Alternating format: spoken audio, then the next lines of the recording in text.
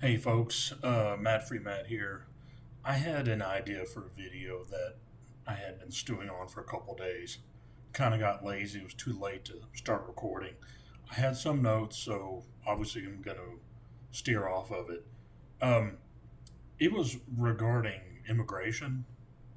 I kind of differ from most libertarians about immigration. I think that immigration, the open gates, and ultimate. I do like the idea of the free market determining the cost of labor, but I did want to say something that won't be possible when we have continual welfare and infrastructure issues. We don't have the infrastructure to deal with it. They don't have the infrastructure to deal with it themselves. So, um, this was the title largely irrelevant, but a new torch calling for American immigration. The vast majority of Americans know that the world's wretched, huddled masses helped make America during the Industrial Revolution. Although many of them stayed to be our neighbors and grandparents, the golden idea of Ellis Island should be put to rest. Our country, for good and bad, became comparable to many other empirical countries. We didn't have the hunger and the madness. We learned mostly that we could come to some agreement about trade instead of killing a business partner when the fervor of mercantilism took over. With the flattening of the earth, we became civilized. And I put this in quotations, much to our detriment, but we can put it on you. We need to be animals. We still need to stay animals and keep an animal mindset. Doesn't matter if we have jurisprudence or not. We sampled from the best and found ourselves among the best. Towards the end of the 70s and through the 90s, we found the young and found out that they were capable to build a parallel set of neighborhoods. Instead of young, it was yearning. Don't have glasses. With few generations, their offspring became contributing members of society. The amounts of those who didn't were negligible. We, I'm say society could absorb certain people who didn't make it, who just, well, that are here.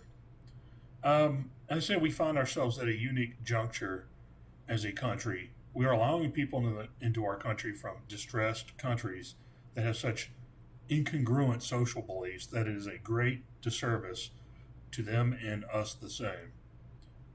Knowing that their next generations have failed to embrace the opportunity of what America offers, we are making a grave mistake. Our greatest mistake isn't that the failed social experiment continues, but that we turn a blind eye to those that would make a greater contribution to our country. We see the pro American people of Hong Kong, the ones that wave American flags as they are oppressed by the 1,000 idiots of the Chinese Communist Party. On occasion, we see individuals in many countries struggle. We saw a man like this is Marcus Meacham, you know him as Count Dankula, receive monetary penalties for is what is considered free speech in a formerly free country. That's free speech in the United States, not free speech in Scotland, where he lives. There are always men who have helped us in unspeakable ways, such as Dr. Afridi, who languishes in a Pakistani prison. And here's the thing: he was the guy who helped us find. Uh, he helped us find Osama bin Laden. Y'all forget he was found in Pakistan and not in Afghanistan. Pakistan supposedly teaming up with us. No, their intelligence people helped hide him, and they got embarrassed and they punished him for it. And I was gonna say, you sure as hell can count Ai Weiwei. I know it sounds I'm probably butchered that, but just bear with me. He was amongst these. Never mind, many of them want to fight from the inside. My question to you is why we haven't installed a power switch, and I put that in quotations, on Lady Liberty's torch, turning it on when it benefits America and turning it off when appropriate. And I apologize for the jerky motions here, but that's something I want you to think about. I want you to think about, as much as I love the idea of commerce and labor and figuring out what does labor cost? I want you to stop and think that. I want you to stop and think. This is, could, if we didn't have a welfare system, would the people show up? But since nobody's willing to get rid of welfare, it's a feel good measure anyway. That